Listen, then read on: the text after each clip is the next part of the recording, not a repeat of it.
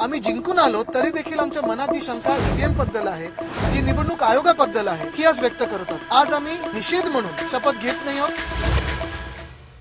स्थानिक जनतेने मॉकपोल मागितला होता.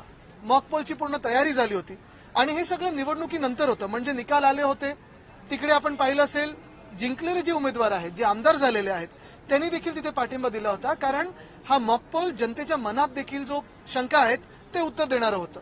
साधारणपणे बॅलेट पेपरवर किती कोण जिंकू शकतं आणि त्याच विरोधात ईव्हीएमवर कसं कोण जिंकू शकतं हे आम्ही अनेकदा दाखवलेलं आहे. मध्यंतरीच्या काळात आम्ही जे पोस्टल बॅलेट ह्याची मतं आणि ईव्हीएमची मतं ह्याच्यातली तफावत देखील दाखवली.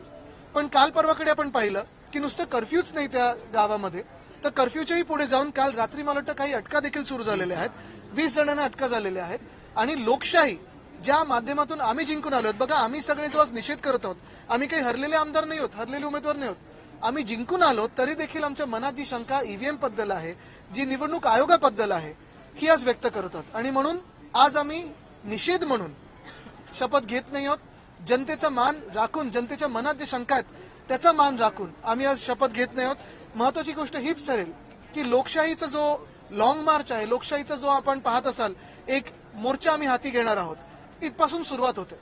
कारण लोकशाही चिरडण्याचं काम आधी देखील होत होतं. आपण पाहिलं असेल 2014 पासून हळूहळू जे चाललेलं आहे, इन्स्टिट्यूशन्स मारण्याचं काम चालू आहे. लोकसभेत जनतेने निकाल दिला, पण तोच निकाल चिरडण्याचं काम ह्या सरकारने करायचा प्रयत्न केलेला आहे. त्याच्या विरोधात आम्ही असे पाऊल उचललेले आहे.